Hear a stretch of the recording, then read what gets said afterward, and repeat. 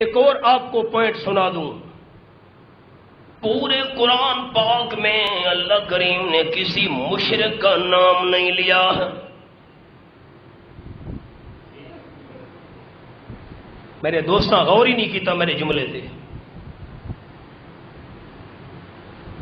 حاج صاحب تحفہ دے رہا ہوں دوستوں کو، شرک سے اتنی اللہ کو نفرت ہے، اللہ نے پورے قرآن میں کسی مشرک کا نام نہیں لیا۔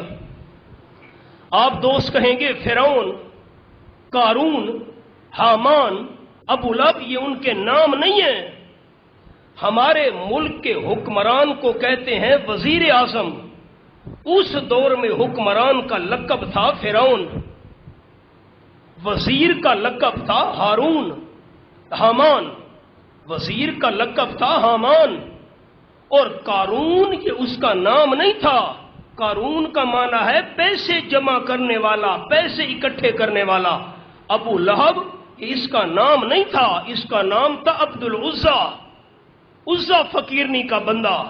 ابو لہب تو اس کی کنیت ہے، لہب شعلے کو کہتے ہیں۔ ابو لہب چلتا تھا، رخساروں سے حسن کی چمک نکلا کرتی تھی، اس لیے اس کو ابو لہب کہا جاتا ہے، یہ اس کا نام نہیں ہے۔